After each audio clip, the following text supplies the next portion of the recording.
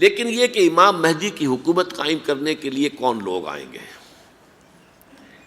عرب جو ہیں وہ اندر سے کھوکھلے ہو چکے ہیں، عیاشی نے، دولت نے، پیسے نے، دولت، پیسہ، عیاشی، اس کی وجہ سے کھوکھلے ہو چکے ہیں۔ یہاں میں آپ کو دو حدیثیں سنانا چاہتا ہوں۔ سنن ابن ماجہ کی روایت ہے حضرت ابو ہریرہ سے رضی اللہ تعالی عنہ، قال قال رسول اللہ صلی اللہ علیہ وسلم اذا وقعت الملاحم بعث اللہ بعثا من الموالی ہم اکرم العرب فرسا واجودہ سلاحا یوید اللہ بہم الدین، رواہ ابن ماجہ عن ابی ہریرہ رضی اللہ تعالی عنہ۔ جب ملاحم کا دور شروع ہوگا تو اللہ تعالیٰ اٹھائے گا ایک لشکر یا لشکروں پر لشکر موالی میں سے۔ موالی کون ہے؟ عربوں نے جب فتح کیا تھا اس پورے علاقے کو خلافت راشدہ کے دوران، اور پھر وہ لوگ جو ہے، ایک رائے تو یہ تھی کہ انہیں غلام بنایا جائے سارے آبادیوں کو، لیکن یہ کہ حضرت عمر کا اجتہاد تھا، اس کے مطابق جو ان کو غلام نہیں بنایا گیا تو وہ موالی کی حیثیت رکھتے ہیں۔ عربوں میں دم نہیں ہے، موالی میں سے لشکر اٹھیں گے کہ جو در حقیقت حضرت مہدی کی حکومت کو قائم کریں گے۔ دوسری حدیث سنیے، عن عبداللہ ابن الحارث رضی اللہ تعالی عنہ، اور یہ ابن ماجہ کی روایت ہے، قال قال رسول اللہ صلی اللہ علیہ وسلم یخرج الناس من المشرق فیوطئون للمہدی یعنی سلطانہ، لشکر نکلیں گے، لوگ آئیں گے مشرق سے، اور وہ حضرت مہدی کی حکومت کو جمائیں گے اور قائم کریں گے۔ اب ذرا نوٹ کیجئے کہ جزیرہ نما عرب کے مشرق میں کون سے ملک ہیں؟ تین: ایران، افغانستان، پاکستان۔ یہ تین سالڈ مسلم ممالک، مسلم آبادی اکثریت۔ ویسے تو یہ کہ آگے ہندوستان میں 20 کروڑ مسلمان ہیں، لیکن وہ 20 کروڑ جو ہے وہ تو 80 کروڑ کے اندر تحلیل ہو جاتے ہیں غیر مسلموں میں، لیکن یہاں جو معاملہ ہے یہ غالب اکثریت کے۔ ان میں سے ایران کا معاملہ جہاں تک ہے، نمبر 1 یہ کہ وہ شیعہ عقائد کے حصار میں بند ہے، اس سے ادھر ادھر ہونا اس کے لیے ممکن نہیں۔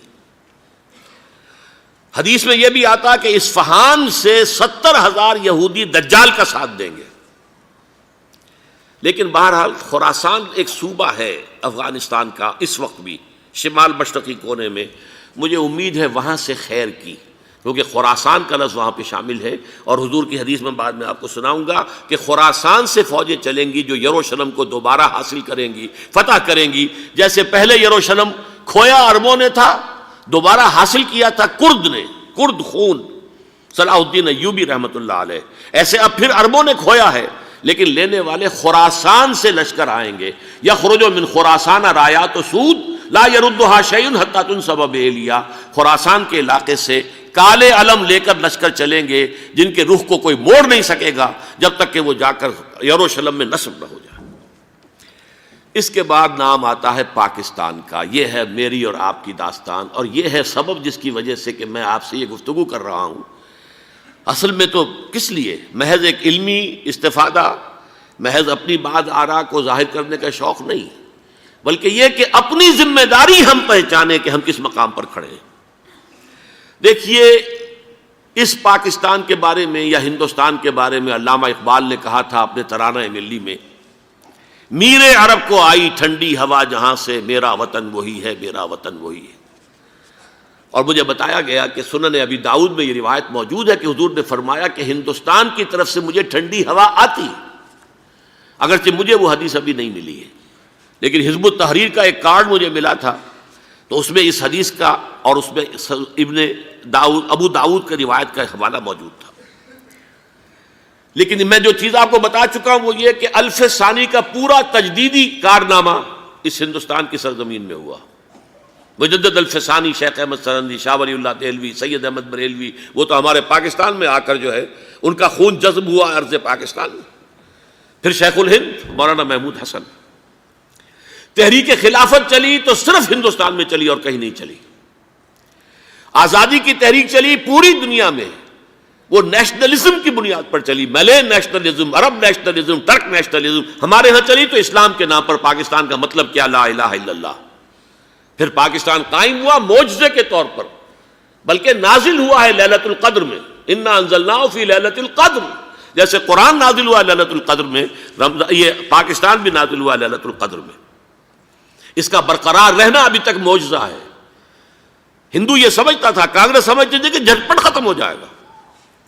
پھر یہ کہ اس کا قرارداد مقاصد کا پاس ہو جانا، مزید بھی اور اضافی دفعات دستور میں آ جانا، اب کمرشل انٹرسٹ کو ربا قرار دے کر حرام قرار دینا، یہ سارے لینڈ مارکس ہیں کہ جو اشارہ کر رہے ہیں کسی چیز کی طرف، معاملہ کدھر جا رہا ہے۔ پھر یہ کہ یہ جو 14ویں صدی کے مجدد تھے شیخ الہند، اس کے بعد سے کچھ ایسی شخصیتیں عظیم پیدا ہوئی ہیں ہند میں، جن کو میں سمجھتا ہوں کہ 14ویں صدی کے مجدد اور 15ویں صدی کے مجدد کے درمیان یہ 15ویں صدی کے مجدد کی راہ کو سیدھا کرنے والے، جیسے کہ حضرت یحییٰ نے کہا تھا میں تو آنے والے کا راستہ سیدھا کر رہا ہوں حضرت عیسیٰ کے لیے، ایسے ہی 15ویں صدی کے لیے امام مہدی کے لیے راستہ صاف کرنے والے سب سے پہلے علامہ اقبال، جنہوں نے اسلام کا تصور دین کی حیثیت سے دوبارہ زندہ کیا ہے، ورنہ اسلام ایک مذہب کی شکل اختیار کر چکا تھا۔ پھر مولانا مودودی، مولانا ابوالکلام آزاد حکومت الہیہ کے نعرے کے ساتھ میدان میں آئے۔ یہ اقبال نے جو تصور پیش کیا تھا اس پر عملی جد و جہد کے لیے حزب اللہ قائم ہوئی۔ نوٹ کر لیجئے 11 برس کا فرق ہے عمر کا علامہ اقبال کے اور ابوالکلام کے، اور 1913 میں جب حزب اللہ قائم کی ہے اس وقت علامہ اقبال کی ملی شاعری اپنے عروج کو پہنچ چکی تھی۔ پھر یہ کہ علامہ اقبال کے بعد تعمیل جو ہے اس کام کی وہ ابوالکلام نے کی، لیکن روایتی علماء نے کی شدید مخالفت کی وجہ سے وہ بددل ہو کر چھوڑ گئے، کانگریس میں شامل ہو گئے، بساط جو ہے حزب اللہ کی انہوں نے لپیٹ دی۔ پھر مولانا مودودی آئے، انہوں نے وہ ڈور جو ہے اس کا سرا تھاما، جماعت اسلامی قائم کی حکومت الہیہ ہی کے قیام کے لیے۔ اگرچہ میرے نزدیک یہ کہ وہ انتخابی اور ایک قومی سیاست کی ایک جماعت بن کر پاکستان میں جو ہے دلدل میں پھنس گئی ہے، اب ہم اس کی کوشش کر رہے ہیں، تنظیم اسلامی اور یہ تحریک خلافت جس کے تحت یہ جلسہ ہو رہا ہے، یہ ساری چیزیں وہ ہیں کہ آپ کو سوائے پاکستان کے اور کہیں نہیں ملیں گی پوری دنیا میں۔ معلوم ہوتا ہے کہ پاکستان کو بہت بڑا رول پلے کرنا ہے اس میں، اور اس کے ساتھ اب جمع کر لیجئے افغانستان کی عمارت افغانستان، اسلامی عمارت افغانستان قائم ہو چکی ہے۔ یہ پچھلے 20 سالوں میں جو کچھ وہاں ہوتا رہا ہے اس سے پہلے تصور نہیں ہو سکتا تھا۔ علامہ اقبال کے فرزند بھی دیکھ کر آئے ہیں، تو اگرچہ وہ خود میں سمجھتا ہوں کہ خاصے انہیں آپ لبرل کہیں، آزاد خیال کہیں، لیکن اس درجے متاثر ہو کر آئے تھے کہ انہوں نے یہ کہا افغانستان میں جو میں نے حالات دیکھے ہیں کہ اگر 2-4 اور مسلمان ملکوں کے اندر یہ نظام قائم ہو جائے تو پوری دنیا مسلمان ہو جائے گی۔ یہ سب کچھ کیسے ہو رہا ہے؟ یہ آنے والے دور کی جھلکیاں ہیں۔ Coming events are casting their shadows before. یہ سب بتا رہے ہیں کہ پاکستان افغانستان کو مل کر اس میں کوئی عظیم رول پلے کرنا ہے۔ اور اس کے ضمن میں اب میں علامہ اقبال کے بارے میں آخری بات کہہ رہا ہوں۔ علامہ اقبال کے بارے میں عام یہ خیال ہے، انہوں نے اپنے خطبات میں مہدی کا اور نزول مسیح کا، حالانکہ میں کل پڑھ رہا تھا مولانا سید احمد اکبر آبادی رحمۃ اللہ علیہ کا ایک مقالہ ان کا کہ علامہ اقبال نے ابن خلدون کے بارے میں یہ کہا ہے کہ مہدی کا اور نزول عیسیٰ کا دونوں کا انہوں نے انکار کیا ہے، حالانکہ ابن خلدون نے نزول عیسیٰ کا انکار نہیں کیا، صرف مہدی کا انکار کیا ہے۔ بہرحال علامہ اقبال نے خطبات میں انکار کیا ہے، لیکن یہ کہ اپنی شاعری کے اندر میں چیلنج کرتا ہوں کسی بڑے سے بڑے اقبال شناس کو، ان کا یہ شعر ذرا سنیے: خضر وقت از خلوت دشت حجاز آید بروں، کارواں زی وادی دور و دراز آید بروں۔ خضر وقت، امام وقت، رہنمائے وقت، قائد وقت، خلوت دشت حجاز، حجاز کی صحرا کی کسی خلوت گزینی سے نکل کر باہر آئیں گے۔ میں حیران ہوتا ہوں علامہ کے اس فکر پر اور اس مصرے پر۔ یہاں انہوں نے شیعہ اور سنی دونوں کے کانسیپٹ جمع کر دیے۔ شیعہ کا کانسیپٹ یہی چھپے ہوئے کسی غار میں وہاں سے برآمد ہوں گے، اور ہمارا کانسیپٹ میں ام سلمہ رضی اللہ تعالیٰ عنہ کی حدیث سنا چکا، چھپے ہوئے ہوں گے وہ وہاں پر، مدینے سے نکل کر آ کر مکے میں چھپ جائیں گے۔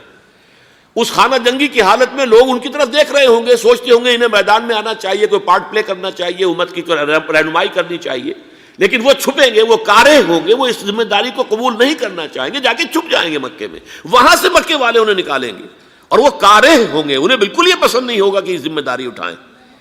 تو خضر وقت از خلوت دشت حجاز آیت بروں، کارواں زی وادی دور و دراز آیت بروں۔ کارواں جو چلے گا ان کی مدد کے لیے اس وادی دور و دراز، اس زی عظیم وادی دور و دراز، یہ وادی سندھ ہے۔ وادی سندھ جو ہے ہم سمجھتے ہیں کہ صرف یہ پاکستان اور پنجاب جو ہے یہ اس میں شامل ہے، سندھ اور پنجاب نہیں، افغانستان کا پورا مشرقی علاقہ اس میں شامل ہے۔ جیسے دریائے جہلم سندھ میں جا رہا ہے، جیسے دریائے گلگت سندھ میں آ کر ملتا ہے، جیسے دریائے چناب اور راوی اور جہلم اور یہ سب جا رہے ہیں اور آ رہے ہیں، اسی طرح دریائے کابل کہاں سے آ رہا ہے، دریائے گومل کہاں سے آ رہا ہے، ٹوچی کہاں سے آ رہا ہے، یہ سارا جو ہے ڈرین جو ہو رہا ہے ایسٹرن جو ہے پارٹ آف افغانستان، یہ سب وادی ہے۔ اس وادی کے یہ دو حصے ہیں، ایک حصہ جو ہے یہ ادھر پاکستان میں ہے اور اسی وادی کا دوسرا حصہ جو ہے وہ افغانستان میں ہے۔ کارواں زی وادی دور و دراز آیت بروں، کارواں چلے گا یہاں سے، یخرج ناس من المشرق یؤتون للمہدی یعنی سلطان ہی، مشرق سے فوجیں چلیں گی کہ جو مہدی کی حکومت قائم کریں گی، اور یخرج من خراسان رایات و سود، اور خراسان سے سیاہ پرچم چلیں گے کہ جن کا رخ کوئی موڑ نہیں سکے گا، حتیٰ تنصب بإیلیا، یہاں تک کہ وہ جا کر یروشلم کے اندر نصب ہو جائیں گے۔ حضرات، میں ایک میری گفتگو کا حصہ باقی تھا لیکن میں اسے چھوڑ رہا ہوں، اس لیے کہ گلوبلائزیشن جو اس کی ہوگی، جو خلافت علی منہاج النبوہ کی تجدید کامل حضرت مہدی کے ہاتھوں عرب میں ہوگی، اس سے پہلے اس کے لیے محنت، کوشش، جد و جہد پاکستان اور افغانستان میں ہو چکی ہوگی جو اسے سپورٹ کرے گی اور وہاں جا کر حکومت قائم کرے گی۔ اس کے بعد گلوبلائزیشن کا جو مرحلہ اس کا ہے وہ حضرت مہدی کے ہاتھوں نہیں ہے، وہ حضرت عیسیٰ ابن مریم ان کے نزول کے بعد ہے، جن کے نزول کے بعد دجال کا خاتمہ ہوگا اور یہودیوں کا استیصال ہوگا۔ مسلمانوں پر بھی بڑی تکالیف عربوں پر آئیں گی، شدائد آئیں گے، لیکن یہ وہ میں حصہ ملتوی رکھتا ہوں کسی دوسری محفل اور کسی دوسری مجلس اور نشست پر۔